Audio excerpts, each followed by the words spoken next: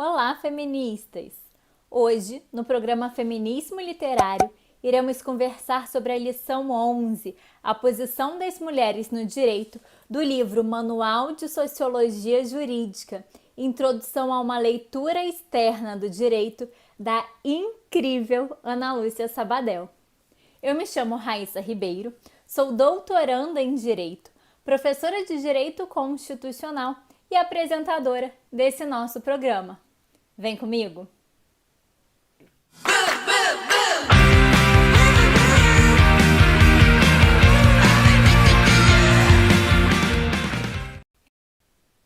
Esse texto, que é escrito com uma linguagem super didática e acessível, é fundamental para compreendermos os impactos da cultura patriarcal, machista, na construção e aplicação do nosso sistema de justiça. Eu confesso que eu sou suspeita para falar, porque eu sou super fã dessa mulher, das suas reflexões, das suas visões sobre o direito, do seu conhecimento sobre as teorias feministas.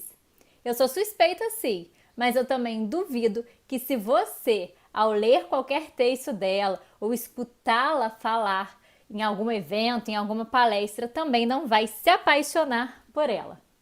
Vamos ao currículo da autora? Ana Lúcia Sabadell. Ela é professora titular de Teoria do Direito da Faculdade Nacional de Direito da Universidade Federal do Rio de Janeiro. Ela é graduada em Direito e em Psicologia, é mestra em Direito pela Universidade Autônoma de Barcelona, na Espanha, e em Criminologia Crítica e Justiça Criminal pela Universidade de Saarlanders, na Alemanha, por onde também é doutora em Direito. Ela possui pós-doutorado pela Universidade Politécnica de Atenas. É professora do Programa de Pós-Graduação Stricto Sensu da UFRJ e do Programa de Pós-Graduação Lato Sensu em Direito e Gênero da Escola de Magistratura do Estado do Rio de Janeiro, a EMERGE. É avaliadora do Programa de Doutorado em Direito Penal Comparado do Instituto Max Planck. É palestrante, conferencista em diversos países do mundo, é autora de livros e escreveu artigos em diversas línguas. Ela é sensacional, gente, como pessoa e possui um currículo de deixar qualquer um babando. E eu tenho a honra de conseguir ser uma das suas orientandas. Na lição 11, a posição das mulheres no direito do seu livro, Ana Lúcia Sabadell realiza uma análise sociológica da condição da mulher nas sociedades contemporâneas. Ela traz dados de pesquisas sobre a violência contra a mulher no âmbito doméstico, traz pesquisas sobre a situação das mulheres no mercado de trabalho, constatando que nós, mulheres, sofremos múltiplas formas de violências e discriminações, apesar dos progressos sociais. Ela observa que a principal razão para isso é a nossa cultura machista, que impera no continente latino-americano e que impede o pleno exercício do direito das mulheres. E ela vai ressaltar que já há algumas décadas, autoras feministas estão estudando a contribuição do sistema jurídico para a perpetuação dessas violações dos direitos das mulheres. Na nossa civilização ocidental, predomina um sistema dualista de pensamento. É racional versus irracional, ativo versus passivo, concreto versus abstrato. Sendo que os valores positivos são atribuídos aos homens e os negativos às mulheres. Autoras feministas como Frances Olsen observaram que o direito ele se apresenta como um instrumento neutro, mas que na verdade, seja na sua elaboração, seja na sua aplicação, o direito vai proteger interesses masculinos. Então, gente, aqueles valores de neutralidade, racionalidade, objetividade que são atribuídos aos homens também identificam o direito. O direito, enquanto instrumento neutro, racional e objetivo, na verdade tem sexo.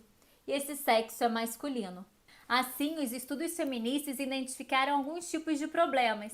Primeiro, a existência de normas que discriminam a mulher. Segundo, a aplicação de normas de forma discriminatória. E é justamente sobre isso que o texto da Sabadell vai se debruçar. Com relação às normas que discriminam a mulher, a autora vai relembrar alguns dispositivos do Código Penal brasileiro que trazem uma concepção machista de desonra própria e de mulher honesta.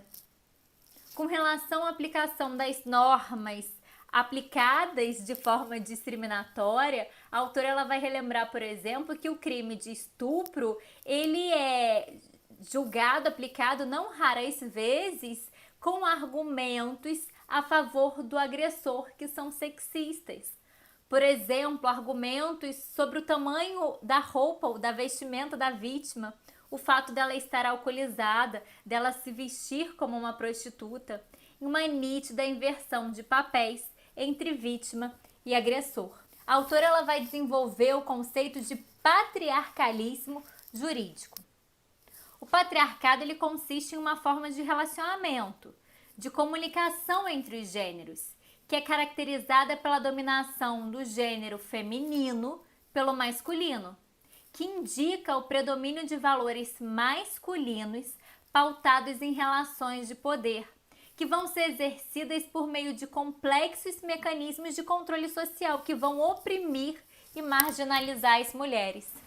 E aí é nesse contexto que o patriarcalismo jurídico vai indicar a vinculação, a integração do direito moderno com o sistema patriarcal de relações sociais, que vai implicar na produção, na reprodução dessas relações de dominação das mulheres pelos homens. O patriarcalismo jurídico vai se reverberar no direito, seja na sua produção de normas, na interpretação doutrinária, na prática jurídica, criando uma cilada para o direito das mulheres. Mesmo quando nós conseguimos alterações legislativas positivas com reformas do sistema jurídico, as práticas discriminatórias elas continuam sendo reproduzidas, ganhando vazão em outras dimensões. E aí, como qualquer bom livro de sociologia jurídica, a autora ela vai se debruçar em algumas questões, conceitos estruturantes.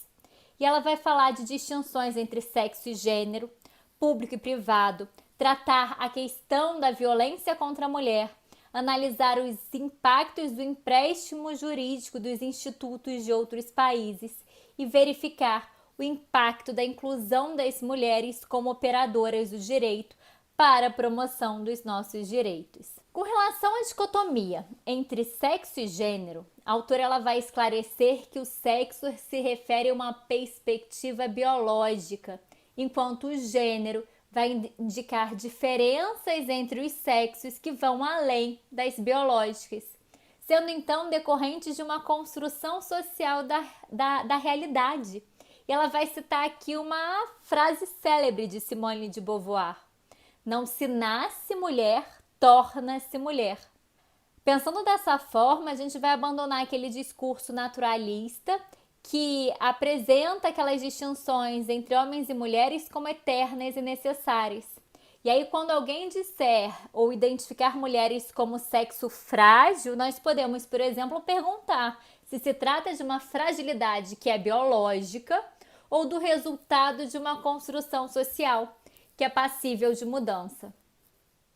Com relação à dicotomia entre público e privado, Sabadell ela vai ressaltar que a divisão dos espaços foi construída com base em uma distinção hierárquica dos gêneros, delegando ao espaço privado as mulheres e excluindo-as do exercício de uma série de profissões e da vida pública em geral, que vão ser inerentes ao espaço público dominado pelos homens. A autora ela vai observar que entre as esferas pública e privada, distinguir essas esferas, nós vamos ter a criação de alguns problemas. Primeiro, a já dita exclusão da mulher da esfera pública. Segundo, o fato de que a não intervenção estatal no âmbito privado, em razão da ideia de que o espaço privado é o lugar em que o homem exerce a sua liberdade, de forma que o Estado não poderia intervir na sua privacidade, faz com que a gente não proteja as mulheres. Porque é justamente na esfera privada que mulheres, que crianças são sistematicamente submetidas a discriminações e violências que permanecem muitas vezes invisíveis para a comunidade. No que se refere à violência contra a mulher, a autora ela vai realizar uma abordagem teórica do tema. Ela vai verificar a tutela realizada pelo sistema penal para a proteção das mulheres em situação de violência e vai analisar, vai trazer a leitura da violência de gênero pela prática judicial brasileira. Apesar do direito penal não ter sido historicamente, não ter trazido historicamente uma proteção da mulher enquanto vítima de violência, recentemente nós temos observado uma tendência em se elaborar normas que visam proteger as mulheres. E aí, nesse contexto, a autora ela vai, por exemplo, analisar práticas do stalking, que se caracteriza como formas de ameaças, perseguições, tentativas constantes de contato realizados de modo persistente com relação a uma pessoa por um autor que já manteve com ela relações afetivas ou de convivência. E também o fenômeno do feminicídio, que é a expressão mais extrema da violência patriarcal, porque implica na morte da vítima pelo fato dela ser mulher. E aí, utilizando esses exemplos de formas delitivas, a autora ela vai verificar, vai refletir sobre a eficácia e adequação da tutela penal dos direitos das mulheres. E aí ela vai verificar primeiro a existência de uma escassa eficácia secundária das normas que combatem a violência contra as mulheres. E vai identificar o fato de que eventual punição do agressor quase nunca resolve o problema de forma satisfatória para a mulher. Esse ponto, foi bastante abordado por nós no programa anterior, em que nós realizamos a entrevista com a Lívia Paiva, que é uma das autoras do livro Maria da Penha na Prática. Confere lá, gente. E aí, em segundo momento, ela vai verificar também que existe uma invisibilidade das formas de agressão sofridas pelas mulheres. E por fim, ela vai observar que as normas penais possuem uma natureza extremamente sexista, assim como a sua própria dogmática. A descrição das condutas feitas pela norma penal é realizada através da ótica do agressor e não de quem sofreu a violência. E não é apenas a dogmática, mas a aplicação também das normas penais pela prática judicial brasileira que reproduz a discriminação de gênero. A mulher ela passa por uma dupla vitimização, conforme foi constatado pela autora. A primeira agressão é aquela praticada pelo ofensor, e a segunda vai decorrer da forma como a vítima é tratada pelo sistema de justiça. E aí, em sequência, a autora ela vai analisar casos de agressão sexual praticada contra meninas, onde foi defendida a absolvição dos homens que mantiveram relações sexuais com meninas, equiparando-as às mulheres experientes e, às vezes, até as prostitutas, de forma a minimizar as violências sofridas pelas vítimas. A autora ela vai realizar análise de algumas decisões judiciais à luz da teoria feminista e com isso vai constatar a reprodução da violência patriarcal no sistema de justiça brasileiro, que descaracteriza a infância, que descaracteriza o estupro, que realiza a inversão da condição da vítima, que perpetua o discurso patriarcal, que viola a legalidade penal, que nega a pedofilia. Gente, a análise desses casos realizados pela autora, para mim, foi o ponto auge das reflexões que ela traz, porque essa análise vai mostrar na prática a continuidade do discurso patriarcal pela aplicação das normas jurídicas no nosso país.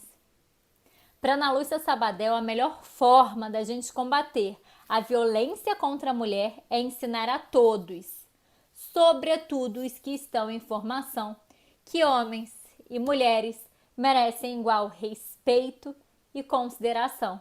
Só a mudança de mentalidade, isto é, o distanciamento da cultura patriarcal, permitirá erradicar a violência contra as mulheres. E E aí, por fim, a autora vai analisar o impacto crescente da participação feminina nas relações jurídicas, no âmbito jurídico. No Brasil, nos últimos anos, se formaram mais mulheres em direito do que homens. Os dados da magistratura brasileira também confirmam esse constante crescimento. No entanto, a presença de mulheres nos tribunais de segunda instância e nos tribunais superiores ainda é limitada. E a autora vai levantar duas hipóteses para isso. De um lado, ela observa que essa subrepresentação pode ser atribuída a uma entrada tardia das mulheres no mundo jurídico. Agora, de outro, ela observa que pode haver a persistência de elementos de uma cultura patriarcal que vão impor a seletividade de gênero e que vão impedir o acesso de mulheres aos tribunais superiores. E isso, em outros trabalhos, foi classificado como um fenômeno do teto de vidro. Além disso, a autora ela vai ressaltar que pesquisas indicam que a crescente presença de mulheres no mundo jurídico não causou, infelizmente, uma significativa alteração no exercício dessas profissões. Na análise dos casos levantados pela autora anteriormente, pode ser notado que decisões patriarcalistas também foram produzidas por mulheres. Isso é facilmente explicado, porque tanto homens quanto mulheres estão expostos, sofrem a influência de uma cultura patriarcal. E o principal modelo de exercício do poder é o modelo masculino. Agora, parece que as mulheres, ao conquistarem o mundo jurídico, não o modificaram. E com isso, elas acabam sendo obrigadas a adotar comportamentos que são masculinos, que são patriarcais.